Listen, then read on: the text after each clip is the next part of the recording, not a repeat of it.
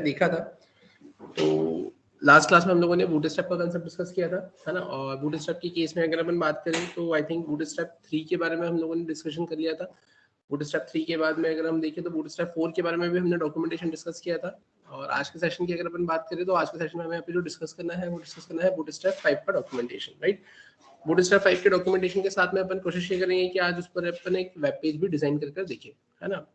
अब अगर अपन बात करें यहाँ पे थोड़ा सा एक मैं ब्रीफ में रिकॉलेक्शन करवा देता हूँ आपको बूटस्ट्रैप 3 और बूटस्ट्रैप 4 के बारे में, है ना। कि बूटस्ट्रैप 3 में बेसिकली था क्या। तो अगर अपन बात करें बूटस्ट्रैप 3 की, है ना, तो जिसमें आपने ये देखा था कि अगर आपको बूटस्ट्रैप इंप्लीमेंट करना है ना, तो as you already know that bootstrap is an open source. Open source मतलब क्या होता है, which we can download it from anywhere, कि आप उसको क्या कर सकते हो, कहीं से भी डाउनलोड कर सकते हो। कहीं से भी डाउनलोड कर सकते हो। तो मेन रीजन क्या है कहीं से भी डाउनलोड करने का, तो मेन रीजन सिंपली ये है कि जैसे आपने बूटस्ट्रैप के पहले मीडिया क्वेरी का कांसेप्ट देखा था, which is mainly used to make your web page responsive. Web page को रिस्पॉन्सिव करने के लिए आप मीडिया क्वेरी का यूज करते थे, लेकिन उसमें लिमिटेशंस क्या थे कि आपको हर एक स्पेसिफिक ब्रेक पॉइंट के लिए उस पर ऐसा कुछ डिजाइनिंग कोड लिखना पड़ता था कि जिसकी वजह से यहाँ पर आपका कोड क्या हो रहा था, थोड़ा सा लेंदी हो रहा था। तो उस प्रॉब्लम को सॉर्ट आउट करने के लिए आप किसका यूज करने लगे, बूटस्ट्रैप का, क्योंकि बूटस्ट्रैप आपको इनबिल्ट, है ना, सीएसएस या बोल सकते हो इनबिल्ट मीडिया क्वेरी आपको क्या करता था, लिख कर देता था कि डिफरेंट डिफरेंट विड्थ पर, लाइक जैसे आपने देखा होगा कि जो बूटस्ट्रैप का जो डॉक्यूमेंटेशन या बूटस्ट्रैप का जो सोर्स कोड आप डाउनलोड करते हैं, तो उसमें जो bootstrap.min.css या bootstrap.css, है ना, कि जो आपके पास में फाइल्स आती थी, तो उसमें आप देखेंगे तो वहाँ पर मीडिया क्वेरी ही लिखी हुई होती थी, जिसके अंदर वहां पर 1199, है ना, फिर 991, है ना, या फिर आप ऐसा बोल सकते हो 767, है ना, आप बोल सकते हो 566 या 568 या 567, है ना। तो ये अलग अलग जो आपके ब्रेक पॉइंट से डिवाइसेस की विड्थ जो थी, तो इन विड्थ के ऊपर वहां पर रिस्पॉन्सिवनेस के लिए उन्होंने क्या लिख के रखी हुई है, प्रॉपर्टीज लिखकर रखी हुई थी। तो फिर आप यहाँ पर किसका यूज करते थे, आप यहाँ पे बूटस्ट्रैप की उन लाइब्रेरीज का, उन फाइल्स का, है ना, यूज करते थे अपने वेब पेज को रिस्पॉन्सिव करने के लिए, राइट।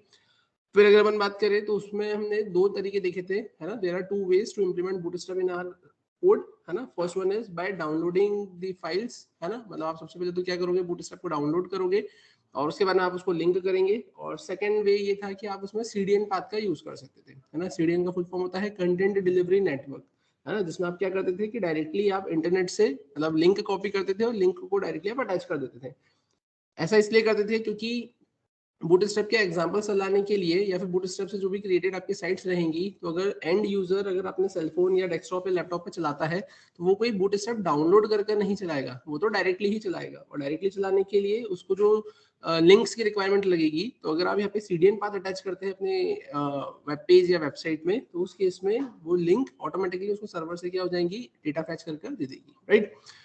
तो उस केस में आपने सीडीएन से भी देखा था और आपने उसको डाउनलोड करके भी इंप्लीमेंट करके देखा था, है ना। फिर वहीं अगर अपन बात करें तो उसमें फिर हमने कुछ क्लासेस देखी थी। क्लासेस के केस में आप बोल सकते हैं आपने नेव बार के लिए क्लास देखी थी, नेव के लिए क्लास देखी थी, बटन के लिए क्लास देखी थी, ग्राफिकॉन्स देखे थे, है ना, फॉन्ट ऑसम वाला आपने कंसेप्ट देखा था जिसमें आप लिंक ऐड करते थे और उसके बाद में उसके क्लासेस से आप यहाँ पर आइकन इंप्लीमेंट करते थे, है ना। फिर आपने बैड्ज करके क्लास देखी थी, फिर उसके बाद में लेबल क्लास देखी थी आपने, पेजर क्लास देखी थी, जंबोट्रॉन क्लास देखी थी आपने, है ना। फिर अलर्ट के लिए क्लास देखी थी आपने, और ऐसे बहुत सारी आपने क्लासेस वहां पर डिस्कस करी थी। फिर उसके बाद में अगर हम बात करें कि हम थोड़ा सा और अगर अपग्रेड करते हैं इसी बूटस्ट्रैप के कंसेप्ट में, तो आपके पास में फिर आ जाता है बूटस्ट्रैप 4 का कंसेप्ट। बूटस्ट्रैप 4 में कुछ नई एडिशनल क्लासेस ऐड ऑन हुई, और उन्हीं क्लासेस के साथ में आप ऐसा बोल सकते हैं कि आपके पास में जो ग्रिड सिस्टम होता था, वो ग्रिड सिस्टम भी थोड़ा सा मॉडिफाई हुआ। कि इनिशियली जो 3 था उसमें जो आपके ग्रिड सिस्टम थे, तो उसमें जो कॉलम्स के प्रीफिक्स आप यूज करते थे वो 4 ही प्रीफिक्स यूज करते थे, है ना। और बूटस्ट्रैप 4 में आपके पास में 5 प्रीफिक्स आ गए थे, राइट। फिर अगर अपन बात करें उसके अलावा, तो एक तो ये चेंज हुआ। फिर उसके बाद में सेकंड चेंज की अगर अपन बात करें तो कलर्स थोड़े से ऐड ऑन हो गए। अब कलर्स की अगर अपन बात करें तो जैसे आपने देखा था बूटस्ट्रैप 3 में आपने सक्सेस का यूज किया था, वार्निंग का, डेंजर का, प्राइमरी का, इन्फो का यूज किया था, लिंक का यूज किया था। वहीं अगर अपन यहाँ पर बात करें तो यहाँ पर आपके पास में सेकेंडरी भी आया, है ना, लाइट भी आया, है ना, फिर डार्क भी आपके पास में आया, राइट। फिर अगर अपन बटन्स की ही बात करें तो बटन के केस में वहां पर आप सिंपली बटन की क्लासेस यूज करते थे, बीटीएन सक्सेस, बीटीएन वार्निंग, है ना। बट यहाँ पर फिर आपके पास में आउटलाइन कर भी आपको क्या मिल गई थी, बीटीएन आउटलाइन, है ना, करके भी आपको यहाँ पर क्लासेस मिली है। क्लियर है यहाँ तक? फिर उसके अलावा अगर अपन बात करें तो आपने और भी इसमें चीजें देखी थी, लाइक आपने इसमें अगर अपन बात करें तो जो मार्जिन हो गया, पैडिंग हो गया, है ना, ये जो स्पेसिंग के लिए अपन यहाँ पे जो यूज करते थे, तो उसमें आपने देखा था कि मार्जिन अगर मुझे एक्स एक्सिस पे लगाना है तो अपन वो मार्जिन एक्स का यूज करते थे। वो जो एक्स जो है वो किसको रिप्रेजेंट करता है, आपके हॉरिजॉन्टल को रिप्रेजेंट करता था, है ना, आपका लेफ्ट और राइट को। और फिर एम वाई की अगर अपन बात करें तो वो आपके वर्टिकली चीजों को रिप्रेजेंट करता था, जिसमें वो आपके टॉप और बॉटम से डील करता था, राइट। फिर उसमें आपने ये भी देखा था कि आप वहाँ पे फ्लेक्स बॉक्स की क्लासेस भी लगाते थे। और आपने ये भी देखा था कि अगर मुझे डिस्प्ले इनलाइन करना है, डिस्प्ले ब्लॉक करना है, तो वहाँ पे जो क्लास वन यूज करते थे वो डी ब्लॉक, है ना, D auto, M X auto, है ना, अपन ऐसा कुछ वहां पर लिखते थे।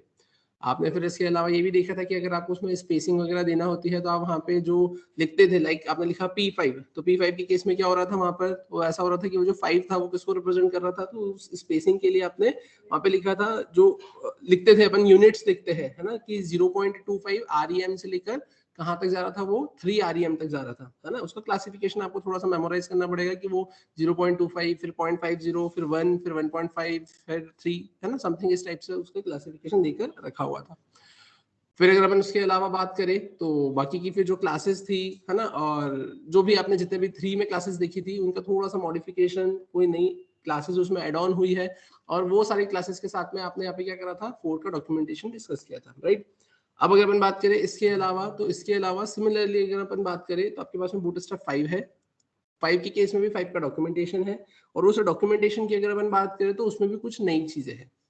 जो नई चीजें हैं जो देखने को आपको मिलेगा, तो उसमें आप ऐसा बोल सकते हैं यहाँ पर कि आपके पास में उसमें ऑफ कैनवास करके एक नया कंसेप्ट है ना। जैसे आपने देखा होगा कि जो ड्रॉवर्स आते हैं, ड्रॉवर्स मतलब आपने जैसे देखा होगा गूगल अगर आप यूज कर, जीमेल अगर आप यूज करते हैं तो जीमेल में कैसे आता है कि आप वो हमबर्गर आइकन पे क्लिक करते हैं तो कैसा वो ड्रॉवर ऐसे साइड में से आता है ना। तो वैसे ही फंक्शनलिटी आपको बूटस्ट्रैप 5 में देकर रखी हुई है।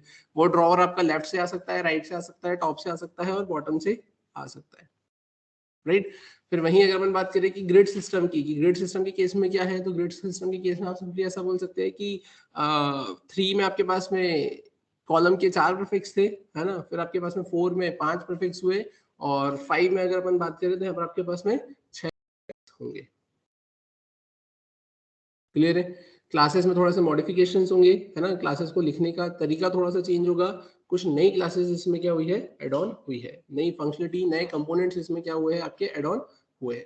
तो हमें यही डिस्कस करना है ना। और उसके बाद में फिर अपन क्या करेंगे, यहाँ पर पेजेस को इम्प्लीमेंट कर कर देखेंगे, मतलब ये सारे कंपोनेंट्स को अपन एक अपने स्पेसिफिक वेब पेज में इम्प्लीमेंट कर कर देखेंगे। वहीं अगर अपन बात करें कि इसके अलावा, तो इसके अलावा अगर आपको यहाँ पर बूटस्ट्रैप में किसी स्पेसिफिक सेक्शन के टेम्पलेट को भी अगर इंटीग्रेट करना है तो वो भी कैसे क्या इंप्लीमेंट करेंगे, तो वो भी अपन इसमें इंप्लीमेंट करके देखेंगे, राइट।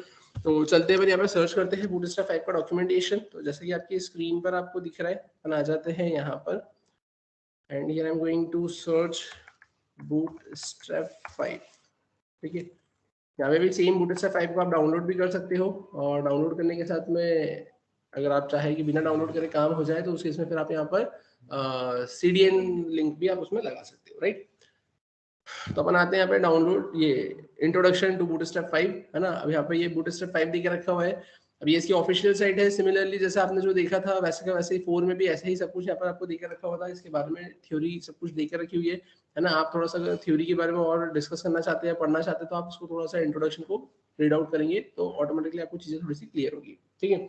अगर अपन बात करें यहाँ पर अपने कंसेप्ट्स की, राइट, कि अब ये जो कंसेप्ट है इससे आप कैसे क्या डील करेंगे, कैसे क्या यहाँ पर टास्क आप परफॉर्म करेंगे, है ना। तो उस केस में आप देखेंगे यहाँ पर जो साइड में आपको ये ऑप्शंस देकर रखे हुए हैं, है ना, utilities, components, forms, contents, layout, customize, है ना। तो हमें यहाँ पर इनसे थोड़ा सा डील करना है। और इनसे डील करने के लिए अगर मैं कस्टमाइज पे क्लिक करता हूँ तो यहाँ पर आप देखेंगे ये सारे कुछ ऑप्शंस देकर रखे हुए।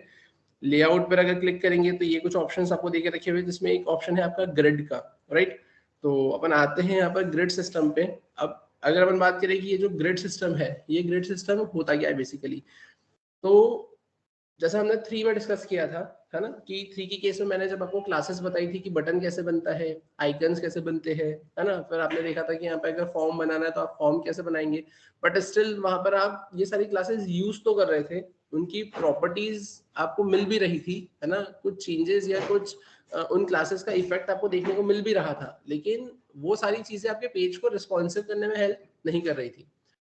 फिर अगर हम बात करें कि हमको तो यहाँ पर रेस्पॉन्सिवनेस की फंक्शनलिटी को रिप्रेजेंट करना है, तो फिर उस केस में क्या, तो उस केस में फिर हम यहाँ पर ग्रिड सिस्टम पर आए थे। अब बात आती है ये ग्रिड सिस्टम होता क्या है, तो ग्रिड सिस्टम मतलब आप सिंपली ऐसा बोलेंगे रोज एंड कॉलम्स। अब ये रोज एंड कॉलम्स मतलब कैसे, तो जैसा कि मैंने आपको उस टाइम पे बताया था कि जो आपकी स्पेसिफिक रो होती है, तो हर एक रो आपके 12 कॉलम्स में डिवाइडेड होती है। अब एक इंडिविजुअल रो अगर 12 कॉलम्स में यहाँ पर डिवाइडेड है ना, तो फिर अब उस केस में होगा क्या कि जैसे ही आप उसकी विड्थ को कम करते हैं, लाइक फॉर एग्जांपल कि जैसे मेरी डिवाइस की जितनी विड्थ दे के रखी हुई है, उस विड्थ के अकॉर्डिंगली इसमें जो रो कंसिडर होगी वो एक रो में 12 कॉलम होंगे।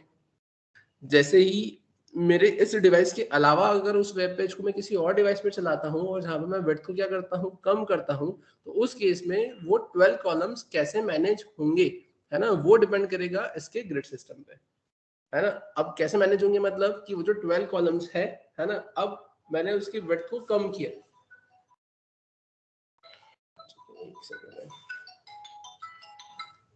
ठीक है, तो अगर हम बात करें यहाँ पर कि मैंने क्या करा है, यहाँ पर मैंने यहाँ पर सिंपली अपना जो वेब पेज है उसकी विड्थ को मैंने कम किया, तो वेब पेज में कितने 12 कॉलम्स थे। अब वो जो 12 कॉलम्स थे डिपेंड करेगा कि आपने उन 12 कॉलम्स में लिखा क्या है और लिखा कैसे है ना, कि उसके अंदर का जो कंटेंट है वो श्रिंक हो भी रहा है या फिर श्रिंक नहीं हो रहा है। जैसे फॉर एग्जाम्पल अगर अपन बात करें यहाँ पर, जैसे ये जो टेबल्स लगी हुई है यहाँ पर, राइट। अब अगर यहाँ पे ऐसे 3 रोज आपको दिख रही है, अब 3 रो अगर दिख रही है, अगर इस क्लासरूम का विड्थ अगर कम होता है ना, तो उस केस में ऐसा होगा कि ये जितनी भी ये टेबल्स देके रखी हुई है, ये क्या हो सकती है, एक के पीछे एक के पीछे एक लाइनअप हो सकती है।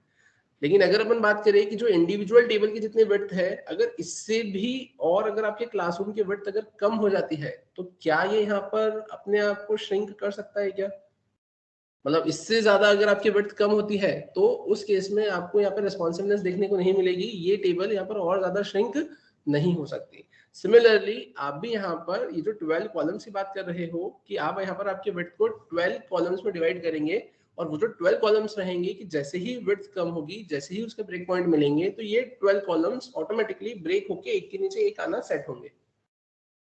अब इसका जो डॉक्यूमेंटेशन है वो ये बोलता है कि जो कॉलम्स है, एक तो ये ऑर्डरिंग फॉलो करता है। ऑर्डरिंग फॉलो करता है मतलब कैसा है कि 1 2 3 4 5 6 7 8 9 10 11 12 जो देके रखा हुआ है, कि अगर मैं इसको 4:4:4 के रेशियो में अगर डिवाइड भी करता हूँ, और अगर मैंने विड्थ कम करी है, तो जो स्टार्टिंग के 4 कॉलम्स है वो स्टार्टिंग में मतलब पहले टॉप पर ही रहेंगे, रिमेनिंग फिर जो 4 कॉलम्स है वो उसके नीचे आएंगे, और एट द एंड जो लास्ट के जो 4 कॉलम्स रहेंगे वो फिर उसके नीचे आएंगे। पहला पॉइंट।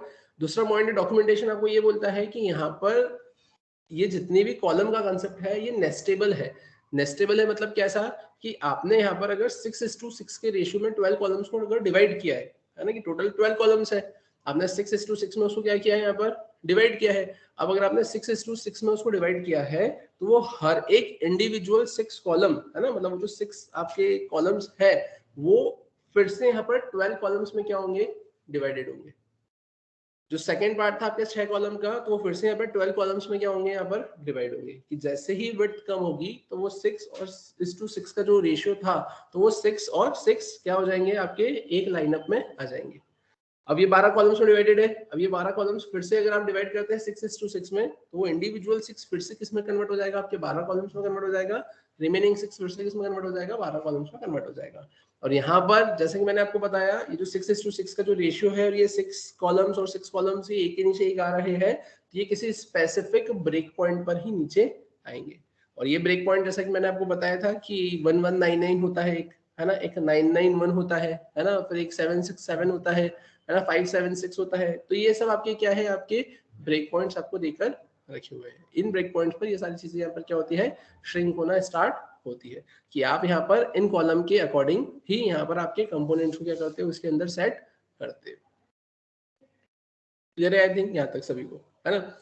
अब फिर अगर हम बात करें, तो इसमें यहाँ पर क्या देकर रखा हुआ है, तो यहाँ पर आप देखेंगे तो इसका जो ग्रिड सिस्टम है उसमें क्या है, तो उसमें सबसे पहले एक्सेस है। एक्सेस बोले तो एक्स्ट्रा स्मॉल, ऐसे मतलब स्मॉल, एमडी मतलब मीडियम, लार्ज मतलब एलजी, राइट।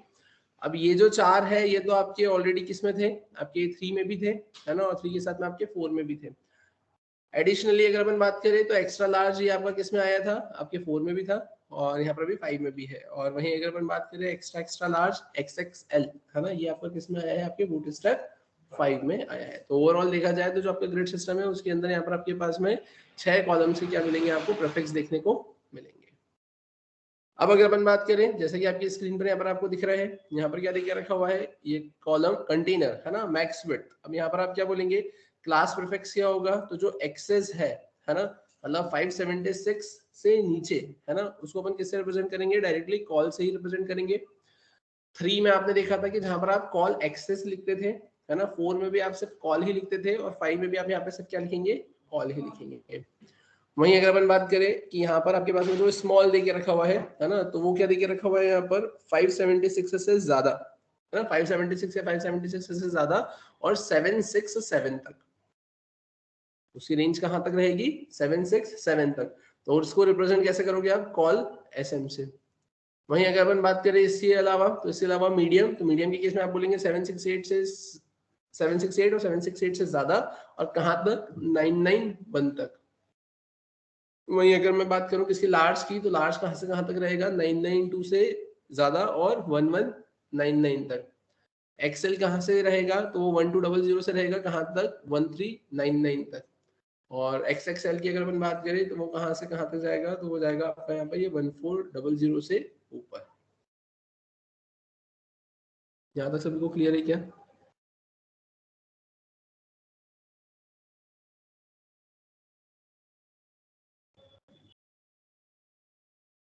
ठीक है।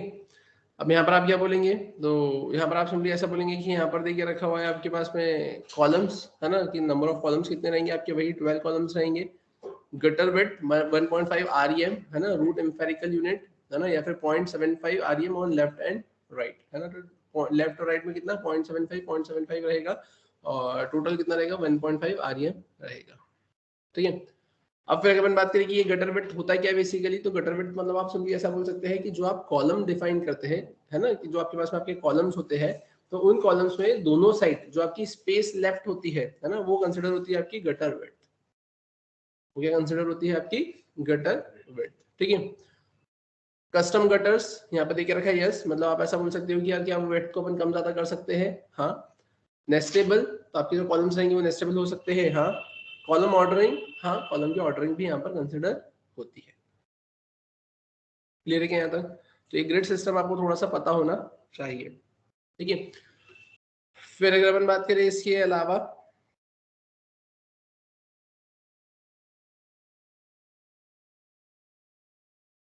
ये क्लियर है क्या सभी को?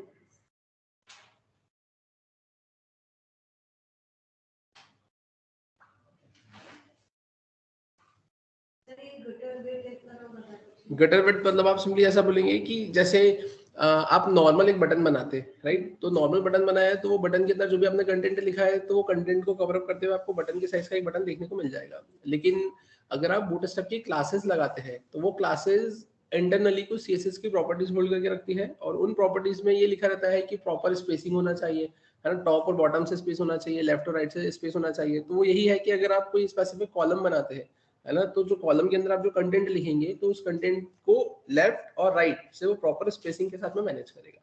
अब इसमें ऐसा होगा कि अगर आपने 12 इंडिविजुअल कॉलम्स बनाए, 12 कॉलम्स आपने बनाए हैं, तो हर एक इंडिविजुअल कॉलम में left right left right left right आपकी गटर विड्थ कंसिडर होगी।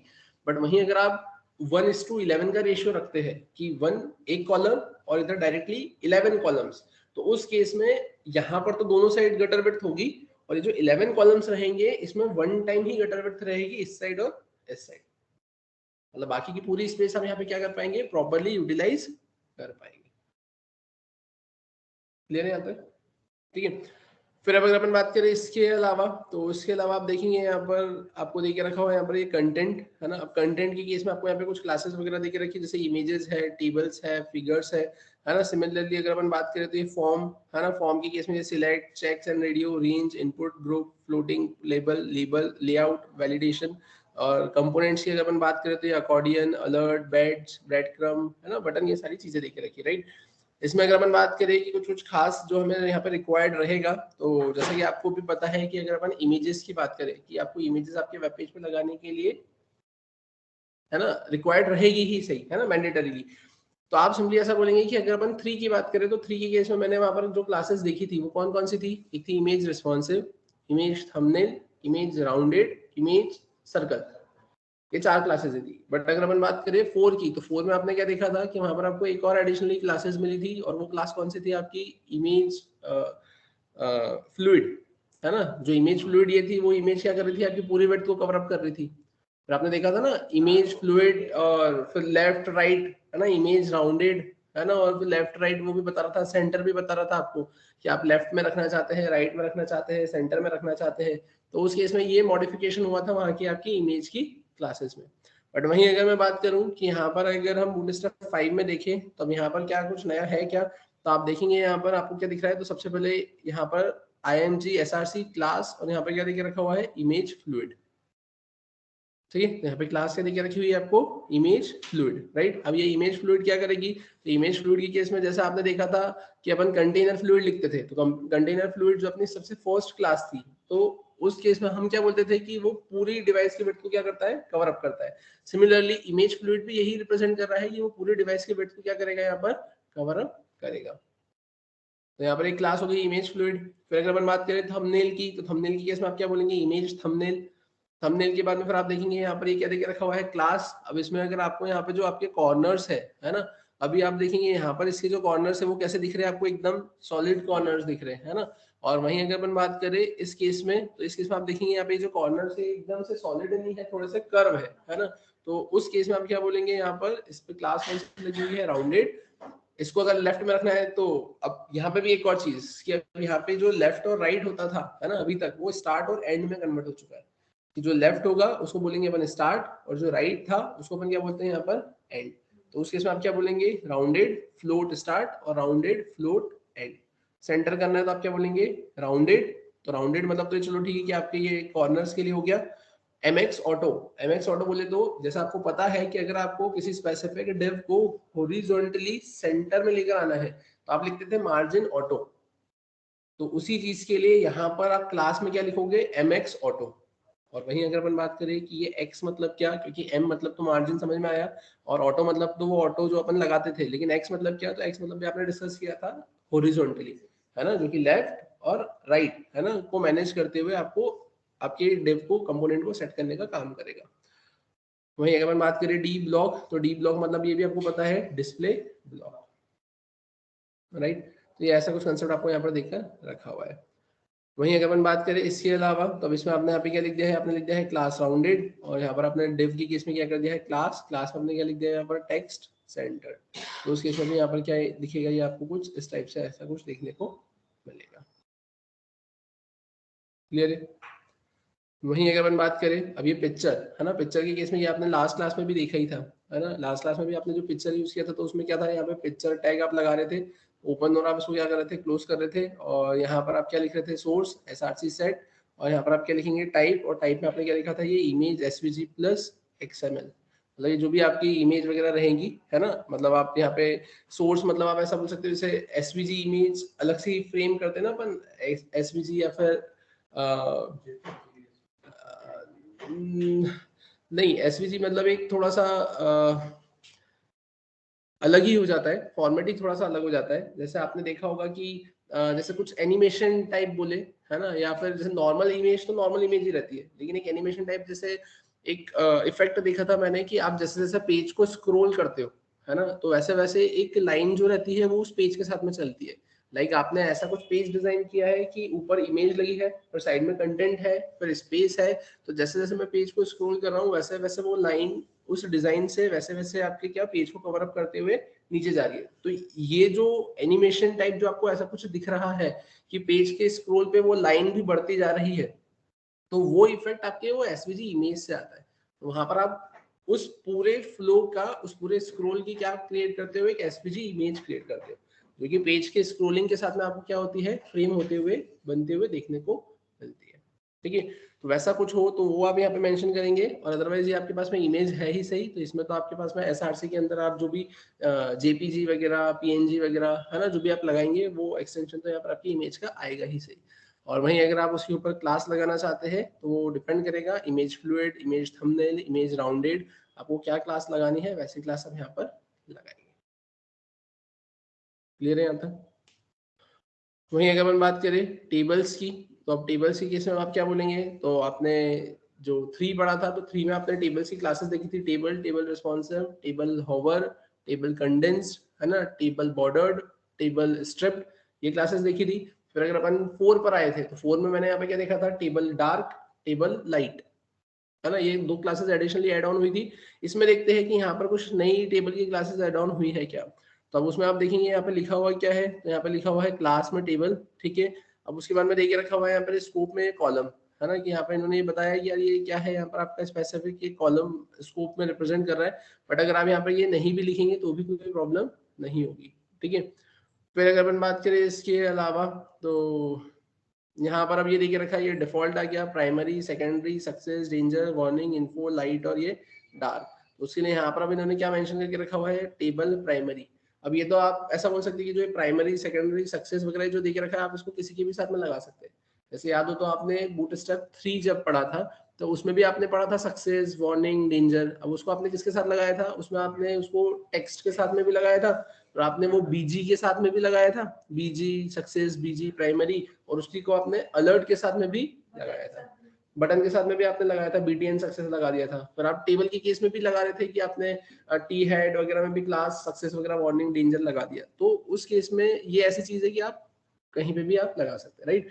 तब यहाँ पे मैंने क्या कर दिया है, मैंने टेबल प्राइमरी कर दिया है, table secondary, table success, danger, warning, info, light और ये डार्क अपन ने यहाँ पर ऐसा कुछ करा है, राइट। अब उसके बाद में आप यहाँ पर और क्या कर सकते हैं, तो ये तो टेबल के ऊपर है ना, कि यहाँ पे जो स्टार्टिंग में आप बोलेंगे कि ये जो टेबल देके रखा हुआ है, ये यहाँ पर भी आप लगा सकते हो। प्लस अगर अपन बात करें उसके अलावा, तो उसके अलावा आप यहाँ पर इंडिविजुअली रोज के ऊपर भी लगा सकते हो, तो वो स्पेसिफिक रो पर भी वो काम हो जाएगा। और वहीं अगर अपन बात करें कॉलम के केस में, है ना, तो ये टीडी या फिर टीएच पर अगर आपको लगाना है, तो वो कुछ इस टाइप से यहाँ पर ऐसा लगेगा। क्लियर है क्या। वहीं अगर अपन बात करें उसके अलावा, तो अब ये तो आपने इम्प्लीमेंट कर देखा ही था कि टेबल, टेबल स्ट्रिप्ड, तो ये ऐसे टेबल में स्ट्रिप मिल जाएगी आपको, ठीक है। वहीं अगर अपन बात करें table, table dark, table strip, तो टेबल स्ट्रिप्ड भी है और ये टेबल आपकी क्या है, डार्क भी है। और वहीं अगर अपन बात करें कि ये जो ये टेबल लिखा है, तो ये क्या कर रहा है, यही वो क्लास है जो कि रिस्पॉन्सिबल है आपके कंटेंट को एज अ टेबल व्यू देने के लिए। अदरवाइज अगर आप यहाँ पे टेबल नहीं लिखेंगे, तो जैसा आपने देखा होगा बूटस्ट्रैप 3 में जब आपने टेबल बनाई थी, तो कैसे वो एकदम श्रिंक होते हुए इकट्ठा पूरा एक साथ डेटा आपको देखने को मिल रहा था। और यहाँ पे बिना बॉर्डर लिखे भी आप अगर टेबल क्लास का यूज करते हैं, तो ऑटोमेटिकली आपको ये ऐसे अंडरलाइन और ये ऐसे सेक्शंस और ऐसे रो आपको डिवाइड होते हुए देखने को मिलेंगे। क्लियर है यहाँ तक। फिर अगर हम बात करें इसके अलावा, तो इसके अलावा आप देखेंगे तो यहाँ पर देखे रखा हुआ है टेबल, टेबल सक्सेस, है ना, और यहाँ पे क्या देखे रखा है, टेबल स्ट्रिप्ड, ठीक है ना, क्योंकि यहाँ पे ग्रीन कलर ये कुछ इस टाइप से दिख रहा है। अब ये भी थोड़ा सा मॉडिफिकेशन है, 3 के अंदर जो सक्सेस था उसका कलर ही थोड़ा सा अलग होता था, और यहाँ पे जो सक्सेस है उसका कलर ही थोड़ा सा आपको अलग देखने को मिल रहा है, राइट। फिर टेबल होवर, है ना, ये ऐसा आपके पास में था। फिर ये डार्क की अगर अपन बात करें, होवर की अगर अपन बात करें, तो ये भी इसमें है यहाँ पर, ठीक है। फिर टेबल स्ट्रिप्ड, टेबल होवर भी है ये यहाँ पर, ठीक है। अब यहाँ पे देख रखा टेबल एक्टिव। अभी एक्टिव वाला भी आपको पता ही है, ये एक्टिव भी अपन लगा ही देते हैं हर जगह, जैसे आप बटन में भी लगा सकते हो, आपने यहाँ पे भी लगा के रखा हुआ है, आपने नैव में भी लगा के रखा हुआ था, है ना, जो कि वो एक्टिव ये रिप्रेजेंट करता है कि हाँ इस पेज पे इस पे फोकस करना है ना, इसको थोड़ा सा फोकस देना है ना, या ऐसा बोल सकते हो कि इसको ये बताना है कि हाँ अभी करंटली यही चल रहा है या इसके बारे में बात हो रही है ना। तो उस केस में आप क्या बोलेंगे, यहाँ पे क्लास, और आपने यहाँ पे क्या लिख दिया है, टेबल एक्टिव। वहीं अगर अपन बात करें इसके अलावा, तो उसके अलावा तो ठीक है, ये तो फिर बाकी की सारी चीजें अलग ही हो गई। अब ये देखो यहाँ पे टेबल बॉर्डर, अगर आपको ऐसे बॉर्डर बनाना है तो अपन टेबल बॉर्डर लिख देते, तो टेबल के ऊपर क्या जाता है, यहाँ पर बॉर्डर आ जाती है, राइट। फिर इसी में आप देखेंगे कि आपने उस टाइम पे पढ़ा था कंप्रेस्ड टेबल, कंप्रेस्ड आप करते थे अगर, तो उस केस में वो टेबल थोड़ी सी कंप्रेस हो जाती थी, है ना। तो वो भी क्लास आप एक बार यहाँ पे लगाकर देख सकते हो कि अगर टेबल कंप्रेस यहाँ पे लगाना है और चलेगा क्या, तो आप इम्प्लीमेंट करके देखेंगे तो पता चल जाएगा। अगर यहाँ से आपको बॉर्डर हटाना है, तो यहाँ पे क्या लिखना पड़ेगा, टेबल बॉर्डर लेस, है ना। तो यहाँ से क्या हो जाएगी, टेबल का स्ट्रक्चर तो मिल जाएगा लेकिन बॉर्डर यहाँ से हट जाएगी। और वहीं अगर अपन बात करें, तो यहाँ पर ये देख रखा है border colour utilities can be added to change the colour, है ना, कि यहाँ पर आप देखेंगे टेबल, टेबल बॉर्डर्ड, और यहाँ पर देख रखा है बॉर्डर, और यहाँ पे लिखा है प्राइमरी।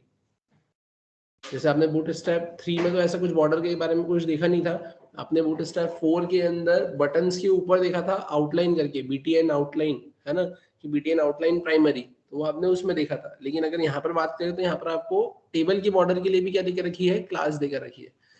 याद हो तो आपने जब HTML पढ़ा था तो HTML में हमने डिस्कस किया था कि वहां पर टेबल की अगर बॉर्डर मुझे बनाना है तो कोई स्पेसिफिक प्रॉपर्टी नहीं थी, वहां पर फिर हमें ही इंडिविजुअली थोड़ा सा ऐसा कुछ कंसेप्ट फ्रेम करना पड़ता था कि जो सेल्स थे उसके बीच में स्पेस करना पड़ती थी और टेबल का बैकग्राउंड कलर करना पड़ता था, और जिसकी वजह से जो बैकग्राउंड कलर होता था वो आगे दिखता था और जिसकी वजह से ऐसा लगता था कि ये आपने टेबल के बॉर्डर का कलर किया है ना। बट यहाँ पर अगर देखा जाए तो आपको यहाँ पे ऐसे ऑलरेडी क्लासेस देकर रखी है, तो border primary, border success, border danger वगैरह आप करेंगे तो यहाँ पर आपको टेबल की बॉर्डर का कलर भी देखने को मिलेगा, ठीक है। वहीं अगर अपन बात करें टेबल विदाउट बॉर्डर्स तो अभी देख लिया अपन ने, है ना, बॉर्डरलेस। फिर उसके बाद में यहाँ पर ये स्मॉल, टेबल स्मॉल, है ना, to make any table more compact by cutting all the cells spreading in half, मतलब सिंपल सी बात है, यहाँ पे ये क्या कर देगा, कंप्रेस कर देगा, है ना। Table small, right. फिर टेबल डार्क, टेबल स्मॉल, ये तो सब अपन लगाते ही है यहाँ पे, है ना। फिर अब उसके बाद में यहाँ पर ये क्या बोला है इसने, वर्टिकल अलाइनमेंट, है ना, कि table cells of T head are always vertical aligned to the bottom, table cells in T body inherits their alignment from table and are aligned to the top by default, use the vertical align class to realign where needed. मतलब आप क्या बोलेंगे यहाँ पर, जैसे ये vertical align middle, ये ऐसा कुछ देके रखा हुआ है, तो इसके लिए कुछ क्लासेस है क्या, तो आप देखेंगे यहाँ पर ये ऐसा है टेबल, है ना, और उसके बाद में आप क्या बोलेंगे यहाँ पे, अलाइन मिडल, है ना। तो अलाइन मिडल मतलब क्या होगा, यहाँ पर ये जो अलाइन है ये यहाँ पे मिडल में अलाइन हो जाएगा। वहीं अगर अपन बात करें इधर अलाइन बॉटम, तो ये बॉटम में अलाइन हो जाएगा। और वहीं अगर अपन बात करें इसकी, तो यहाँ पे ये क्या है, अलाइन टॉप, है ना, तो यहाँ पे ये कहाँ अलाइन हो जाएगा, आपके टॉप पे अलाइन हो जाएगा। तो आप क्या बोलेंगे यहाँ पे, class align top, align bottom और अलाइन मिडल। क्लियर है यहाँ तक, ठीक है। फिर अगर अपन बात करें इसके अलावा, तो अब जैसे यहाँ पे ये देके रखा हुआ है ना, अब इसमें क्या देके रखा है, यहाँ पे ये टेबल स्ट्रिप देके रखा हुआ है, कॉल स्पेन 4, टेबल MB0, है ना। अब यहाँ पर ये टेबल स्ट्रिप तो है, ठीक है, ये समझ में आया। अब ये कॉल स्पेन वाला कंसेप्ट भी आई थिंक आप लोगों को पता है ना। कॉल स्पेन में अपन करते क्या थे, तो कॉल स्पेन के केस में आप यहाँ पर कॉलम्स को डिवाइड कर देते, जैसे आपने देखा होगा कि मेरे पास में 5 रोज है और 5 रो में सेम डेटा है, तो मैं चाह रहा हूँ ऐसा कि वो 5 बार डेटा मैं क्यों लिखूं, या मुझे यहाँ पे किसी को टाइम स्लॉट देना है ना, कि ये 5 स्टूडेंट्स है और इनका इंटरव्यू है, इस टाइम पे शेड्यूल है, तो मैं हर एक इंडिविजुअल के सामने यहाँ पर 4 to 5 4 to 5 4 to 5 4 to 5 क्यों लिखूं। तो मैं क्या करूंगा, यहाँ पर मैं वो पांचों रो को एक इंडिविजुअल रो में कंसिडर करके रो स्पेन लगा के वहां पर मैं क्या कर दूंगा, एक ही बार टाइम स्लॉट लिख दूंगा। ये ऑटोमेटिकली अंडरस्टूड रहेगा कि यहाँ पे ये पांचों बच्चों के लिए वो एक ही टाइम स्लॉट बुक है, तो इसीलिए आप क्या लगाते हैं, यहाँ पे रो स्पेन लगाते हैं। सिमिलरली कॉलम के केस में भी अगर अपन बात करें कि यार किसी स्पेसिफिक रोल नंबर वाले स्टूडेंट की डिटेल्स मेरे पास में नहीं है, तो मैं क्या करूंगा, मल्टीपल कॉलम्स को एक सिंगल कॉलम में कन्वर्ट करने के लिए मैं कॉल स्पेन लगाकर उसको क्या कर दूंगा, यहाँ पर मल्टीपल कॉलम्स को एक सिंगल कॉलम में कन्वर्ट करने का काम करता हूँ, राइट। तो वैसा अपन ने देखा था, वही कुछ कंसेप्ट अगर लगाना है तो यहाँ पर भी आपका इंप्लीमेंट हो जाएगा। फिर अगर अपन बात करें इसके अलावा, तो अब इसके अलावा आप देखें यहाँ पर कि अब जैसे यहाँ पे थोड़ा सा बाइफरगेट करना है आपको, कि हेड अलग और बॉडी वाला पार्ट अलग, है ना। कि ये इसमें तो थोड़ा सा स्क्रीन पे आपको दिख नहीं रहा है, लेकिन फिर भी आप थोड़ा सा कोशिश करें कि ये देखो, ये थोड़ा सा दिख रहा है ना, ये गैप, मतलब गैप सॉरी, मतलब एक कलर का दिख रहा है यहाँ पे, थोड़ा सा डिस्टिंग्विश हो रहा है क्या, कि इसके लिए यहाँ पर ये थोड़ा सा एक अलग कलर है और ये बाकी के लिए यहाँ पे पूरा व्हाइट कलर है। हेड, हाँ, टी बॉडी मतलब कंटेंट, मतलब टी हेड मतलब आप बोलेंगे जो ऊपर टॉप की स्ट्रिप जिसमें लिखा रहता है serial number, name, email, password, contact address. Body वाला पार्ट मतलब आपका नीचे कॉलम्स, और फुटर मतलब वो एंड वाली स्ट्रिप आपकी, राइट। तो आप देखेंगे यहाँ पे जो ये फर्स्ट, लास्ट और हैंडल जो लिखा है ना, तो वहां पे थोड़ा सा आपका कलर कॉम्बिनेशन की वजह से दिख नहीं रहा है, लेकिन यहाँ पे थोड़ा सा ये व्हाइट स्मोक कलर देके रखा हुआ है ना, और नीचे आपका ये पूरा व्हाइट कलर देके रखा हुआ है। तो यहाँ पर आप देखेंगे ये देके रखा है क्लास में टेबल, और ये टी हेड के अंदर यहाँ पे क्या लिख के रखा है इन्होंने, टेबल लाइट। तो टेबल लाइट लिखने से क्या हो गया कि जो लाइट कलर है आपका, तो वो आपका टी हेड क्या हो जाएगा, उस लाइट कलर पे यहाँ पर हो जाएगा। सिमिलरली यहाँ पर आप देखो ये डार्क दिख रहा है ना, तो आप यहाँ पे क्या लिख देंगे, टी हेड के अंदर क्लास में टेबल डार्क, तो वो डार्क कलर का हो जाएगा, ठीक है। अब ये यहाँ पे फूटर आ गया है ना, तो अब आप यहाँ पे क्या करेंगे, फूटर में कुछ लिखना है तो फूटर की केस में भी आप ऐसी चीजें मेंशन यहाँ पर कर देंगे। फिर अगर अपन बात करें इसके अलावा, तो अब आप यहाँ पर देखेंगे यहाँ पे क्या लिखा हुआ है, यहाँ पर टेबल क्लास और टेबल एसएम ये तो अपने लिखा, फिर कैप्शन में लिस्ट ऑफ यूजर्स है ना। तो यहाँ पे ये लिस्ट ऑफ यूजर्स कहाँ आ रहा है, यहाँ पर आपका ये ऐसा नीचे देकर रखा हुआ है, ये बताते हुए कि यहाँ पर ये लिस्ट है किसके, आपके यूजर्स की। वैसे देखा जाए तो जो कैप्शन होता है वो जनरली आपके टेबल के ऊपर की हेडिंग देता है ना, बट यहाँ पर आप ऐसा बोल सकते हैं कि यहाँ पे जो लिखी हुई है क्लासेस वगैरह और जो भी आप यहाँ पर बूटस्ट्रैप 5 की लिंक लगाएंगे तो उसमें अगर आप कैप्शन लिखते हैं तो वो बॉटम में ही आपको देखने को मिलेगा। और अगर आपको ये टॉप पे लगाना है तो देखो यहाँ पर ये अलग से उसके लिए भी क्लास देके रखी है। यहाँ पे तो क्या देके रखा है, सिर्फ टेबल टेबल एसएम देके रखा हुआ है। अगर टॉप पे लगाना है तो आप क्या करेंगे, टेबल कैप्शन टॉप, है ना। तो इससे क्या होगा कि टेबल के अंदर जो कैप्शन देके रखा हुआ है वो कहाँ दिखे आपको, टॉप पर दिखे। तो उस केस में यहाँ पर ये ऐसा कुछ कंसेप्ट आपको यहाँ पर देखकर रखा हुआ है। क्लियर है क्या यहाँ तक? वहीं अगर अपन बात करें अब इसके अलावा, तो इसके अलावा रिस्पॉन्सिव टेबल बनाने के लिए तो ये आपको भी पता है कि अपन करते क्या थे कि जितनी भी आपने टेबल के लिए क्लासेस लगाई है वो तो टेबल पे लगा दी है ना, टेबल के अंदर क्लास लिखकर आपने लगा दी है।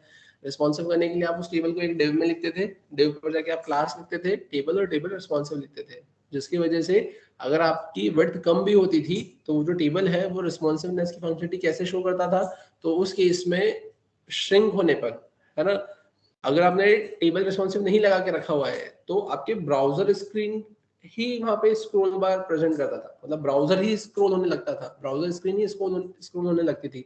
बट अगर आप यहाँ पे टेबल को एक डिव में रख के उस डिव को अगर रिस्पॉन्सिव करते हैं तो विड्थ कम करने पर डिवाइस की विड्थ तो उतनी ही रहती है, ब्राउजर की विड्थ उतनी ही रहती है, आपको उस टेबल के ऊपर, मतलब टेबल के ऊपर जो डिव लगा के रखा है उस डिव पर आपको स्क्रॉल मिलता है। और जनरली अब आप बोलेंगे कि यार सर हम तो बूटस्ट्रैप पढ़ रहे हैं और बूटस्ट्रैप में भी हमको तो स्क्रॉल करना पड़ रहा है, तो फिर इसका यूसेज ही क्या है ना, काम का ही क्या है।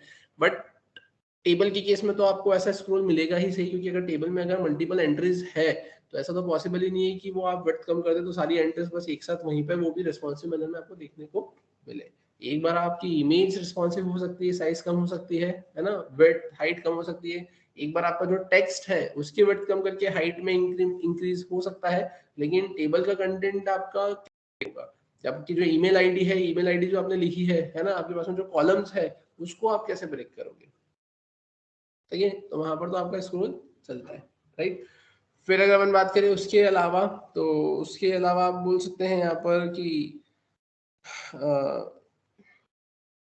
ठीक है, यहाँ पर ये अलग अलग ही आपको ऐसा देके रखा हुआ है ना। आप इसमें हेड एंड ट्रायल करेंगे, आप इंप्लीमेंट करेंगे तो ये देखने को मिलेगा table responsive table, table responsive SM, table responsive MD, table responsive LG, XL, XXL. अब ये वो सारी चीजें हैं कि अब ऐसा लिखा क्यों, है ना, कि अब जैसे कि मैंने आपको बोला कि टेबल में कंटेंट ज्यादा है, विड्थ कम करने पे स्क्रॉल मिलेगा, तो वो स्क्रॉल कब मिलेगा। अगर आपने यहाँ पर लिख के रखा हुआ है एलजी, तो एलजी के ब्रेक पॉइंट पर आपको वो स्क्रॉल मिलेगा। आपने लिखा है एक्सेल, तो एक्सेल के ब्रेक पॉइंट पर वो स्क्रॉल मिलेगा। आपने लिखा है एक्सेस, तो एक्सेस के ब्रेक पॉइंट पर, है ना, एक्स एक्सेल, तो उसके ब्रेक पॉइंट पर वहां पर आपको स्क्रॉल देखने को मिलेगा। यहाँ तक क्लियर है क्या? अब ये जितनी भी क्लासेस है ये क्लासेस आपको याद ही रखना पड़ेंगी, है ना। याद ही रखना पड़ेंगी मतलब ऐसा है कि एटलीस्ट इंटरव्यू तक तो आपको याद ही रखना पड़ेगी। इंटरव्यू के बाद में तो आप वैसे भी गूगल का यूज कर ही सकते हैं, है ना। और दूसरी चीज की डिजाइनिंग पॉइंट ऑफ व्यू से अगर देखा जाए तो आप सब कुछ मैन्युअली तो कर ही नहीं सकते। कि आप सोचे कि यार मैं डिजाइनिंग के केस में सब कुछ मैन्युअली ही लिखूं, है ना, सारा वेब पेज सब कुछ बेसिकली सब हार्ड कोड करके ही मैं यहाँ पे लिखूं, तो वो थोड़ा सा आपके लिए टफ जॉब ही रहेगा, ठीक है। लेकिन इंटरव्यू के टाइम पर आप ऐसा गूगल का यूज नहीं कर सकते, है ना, वहां तो आपको बताना ही रहेगा। और इंटरव्यूअर भी आपसे पूछेगा तो वो सोच समझ के ही पूछेगा, एकदम भी ऐसी चीजें आपको नहीं बोलेगा कि बिल्कुल आप ऐसा कुछ कर कर ही दिखा दो। समझ में आया? ठीक है, बट स्टिल ये तो आपको पता होना चाहिए कि आप यहाँ पे डिस्टिंग्विश कर सको, बता सको कि 3 में क्या थी टेबल की क्लासेस, 4 में क्या थी टेबल की क्लासेस, और 5 में क्या थी आपकी टेबल की क्लासेस। हाँ तक क्लियर है? फिर अगर अपन बात करें इसके अलावा, तो इसके अलावा अगर अपन फॉर्म की बात करते हैं तो जनरली अगर अपन फॉर्म की बात करें तो फॉर्म में आपने क्या देखा था कि जो क्लासेस होती है, जो कॉमन क्लासेस होती है ना, तो आपने सबसे पहली क्लास तो ये देखी होगी फॉर्म ग्रुप, है ना, फॉर्म ग्रुप और फॉर्म कंट्रोल, है ना। अब फॉर्म कंट्रोल कहाँ पर आता है आपकी फील्ड्स पर, और फॉर्म ग्रुप कहाँ आता है उन कंट्रोल्स को ग्रुप करने के लिए। तो आप फॉर्म के ऊपर क्लास लगाते हैं फॉर्म ग्रुप, और इनपुट फील्ड्स पर लगाते हैं आप फॉर्म कंट्रोल। अब ये फॉर्म कंट्रोल कैसा इफेक्ट आपको शो करता है। मतलब जैसे आपने देखा होगा, हमने भी जो एग्जांपल बनाया था कि मैंने सिंपली एक डिव लिया, डिव के अंदर मैंने इनपुट फील्ड बना दी, तो जो बाय डिफॉल्ट इनपुट फील्ड बनाने पर वो एकदम से बस एक स्ट्रेट ऐसा रेक्टेंगल बनकर आ जाता है आपके पास में, है ना, और बिना कोई बोल सकते हो इफेक्ट के साथ में, है ना, कि सिंपल सा बस बन के आ गया है आपके सामने, है ना। और उसमें अगर आप क्लिक भी करेंगे तो ऐसा जितना ज्यादा कुछ इफेक्ट देखने को नहीं मिलता है, आप बस नॉर्मल लिखेंगे तो नॉर्मल लिखा जाएगा, है ना, और ऐसे कुछ भी नहीं। बट अगर आप बूटस्ट्रैप की क्लासेस उसमें लगा देते हैं तो उसकी हाइट इंक्रीज हो जाती है, आपकी विड्थ आप इंक्रीज हो जाती है, जो कॉर्नर्स रहते हैं वो थोड़े से कर्व हो जाते हैं, है ना, उस पर क्लिक करने पे उस पर फोकस आ जाता है ना, वो ब्लू कलर का फोकस आ जाता है उसके ऊपर। तो ये सारी चीजें किससे होती है, आपके बूटस्ट्रैप की क्लासेस से, राइट। अब उस केस में भी आपने ऐसा देखा होगा कि अब वहां पे जब आप ये क्लासेस लगाते हैं, है ना, कि जैसे फॉर एग्जांपल कि मैंने 4 इनपुट फील्ड बना दिए, है ना, अब 4 इनपुट फील्ड बनाई है, तो मैंने उसके बीच में बी आर कुछ नहीं लगाया है, तो चारों इनपुट फील्ड कैसे आ जाएगी, या तो हॉरिजॉन्टल मैनर में आ जाएगी, या जितनी जगह होगी उतनी जगह कवर अप करते हुए नीचे आ जाएगी। बट अगर आपने यहाँ पे बूटस्ट्रैप की क्लासेस अगर लगाई है उसके ऊपर, है ना, तो उसके इसमें क्या होगा कि वो पूरी विड्थ ही आपकी क्या करती है, यहाँ पर कवर अप करती है। या फिर आप ऐसा बोल सकते हैं कि अगर आपने वहां पे से फॉर्म ग्रुप या फॉर्म कंट्रोल भी लगा दिया है, तो भी आपकी चीजें वहां पर थोड़ा सा इफेक्टिव मैनर में आपको एक नीचे एक देखने को ही मिलती है। क्लियर है। फिर याद हो तो हमने बूटस्ट्रैप 3 में एक और क्लास देखी थी फॉर्म के केस में ही, कि अगर आपको हॉरिजॉन्टल बनाना है तो अपने वहां पे लिखना पड़ता था। वैसे तो बाय डिफॉल्ट आपका जो फॉर्म रहता है वो हॉरिजॉन्टली बनता है, लेकिन बूटस्ट्रैप की क्लासेस लगा देते तो वो फील्ड एक के नीचे एक आ जाती है। लेकिन आपको एक ही लाइन में अगर बनाना है तो फिर वो फॉर्म हॉरिजॉन्टल हॉरिजॉन्टल करके क्लास होती है, वो आपको लगाना पड़ती है। आपने फिर देखा था कि अगर कोई इनपुट फील्ड है ना, उस इनपुट फील्ड में मुझे आगे यहाँ पर लगाना है कि यहाँ पे जो भी मैं लिखूंगा वो अमाउंट डॉलर के टर्म्स में लिखूंगा, या पीछे @gmail.com ही आएगा। तो आपने देखा होगा इनपुट एड ऑन करके क्लास होती है ना, तो वो एड ऑन करके आप क्लास लगाएंगे। आप कौन सी क्लास बोल रहे थे? हाँ, इनपुट ग्रुप, और इनपुट ग्रुप के अंदर फिर एड ऑन करके अपन ऐसा लगाते हैं, है ना। तो आप वैसे क्लास लगा कर क्या करेंगे, या तो आगे डॉलर लगाना है, या रुपीस का सिंबल लगाना है, या पीछे @gmail.com करना है, तो आप फिर उन क्लासेस का वहां पर यूज करते हो, राइट। अब वहीं अगर अपन बात करें कि यहाँ पर आपके पास में जो फॉर्म देके रखा हुआ है, इसमें क्या नई क्लासेस वगैरह कुछ है, तो अपन चलते हैं यहाँ पर। इनलाइन रेडियो में आपने देखा था कि जब आपने हाँ, कि जब आप वहाँ पे रेडियो बटन बनाते हैं, जब आप चेकबॉक्स वगैरह बनाते हैं, तो चेकबॉक्स के लिए इनलाइन चेकबॉक्स रहेगा, और इनलाइन रेडियो के लिए आपका जो वो जो सर्कल आता है, वो जो आप कंटेंट लिखते हैं वो प्रॉपर अलाइन होते हुए देखने को मिलता है। अगर वो आप नहीं लगाते हो तो वो सर्कल नीचे आ जाता है और वो टेक्स्ट ऊपर हो जाता है। ठीक है, अपने इम्प्लीमेंट करा भी था उस टाइम पे, है ना। ठीक है, तो अब आप देखेंगे यहाँ पर कैसे क्या देके रखा है। तो अभी ऐसा कुछ देके रखा हुआ है ना। अब यहाँ पर अब आप करेंगे क्या, तो इसमें यहाँ पे सिंपली यहाँ पे इसका कोड देके रखा हुआ है। अब एक और चीज, अब जो क्लासेस है जो आप इम्प्लीमेंट करते हैं, है ना, तो इसका इम्प्लीमेंटेशन थोड़ा सा वेरी कर सकता है। वेरी कर सकता है मतलब कैसे, कि जनरली जो बूटस्ट्रैप की जो साइट्स वगैरह रहती है, इस पे जो इनपुट फील्ड्स वगैरह बनाते हैं, है ना, बटन्स बनाते हैं, तो जनरली डिवीजन लेकर ही बनाते हैं, है ना। आप देखेंगे 3 में भी वो डिवीजन लेकर ही इन्होंने फॉर्म डिजाइन किया था, 4 में भी डिवीजन लेकर फॉर्म डिजाइन किया था, यहाँ पे भी ये डिवीजन लेकर ही फॉर्म डिजाइन कर रहे हैं। तो आप डिवीजन लेकर भी फॉर्म बना सकते हैं। अगर आप इंडिविजुअली भी बनाना चाहते हैं तो आप बिना डिवीजन के भी आप बना सकते हैं, ऐसा तो हाँ, मतलब नहीं, उसमें मतलब ऐसा रहेगा कि आपकी जो इनपुट फील्ड्स रहेंगी वो एक के नीचे एक आपको मिल जाएगी, ऐसा। बस बाकी थोड़ा सा आपको मैनेज उसमें करना पड़ता है, ऐसा। ठीक है, तो अब इसमें अगर अपन बात करें तो अब यहाँ क्या देके रखा हुआ है, जैसे अब इसमें जैसे ये स्पेस आ रही है कि यहाँ पर ये कुछ थोड़ी बहुत स्पेस आ रही है, फिर स्पेस आ रही है ना, तो वैसा उसमें वहां पर ऐसा नहीं मिलता है ना। बट अगर आपको चाहिए तो फिर आपको ऐसा कुछ करना रहेगा, जिसमें अब यहाँ पे क्या करके रखा हुआ है इन्होंने, यहाँ पर एक डेव बनाया। अब इस स्पेसिफिक डेव में इन्होंने लिखा क्या है यहाँ पर, तो क्लास लगा दिया है MB3, है ना। अब MB3 मतलब क्या होगा, M मतलब मार्जिन, B मतलब बॉटम, और 3 मतलब वो जो, हाँ नहीं पिक्सल नहीं, 3 मतलब वो जो आपने स्पेसिंग देखी थी ना कि यहाँ पर वो 0.25 REM से 3 REM तक रहेगा। अब उसमें यहाँ पे 3 मतलब ऐसा बोल सकते हो कि वो 0.25, 0.50, फिर 1.0, फिर 1.5 और फिर 3, है ना। तो उस केस में ये इतना जो इन्होंने ब्रेक लेकर रखा हुआ है, तो इसको इन्होंने 1, 2, 3, 4 और 5 में डिवाइड किया है।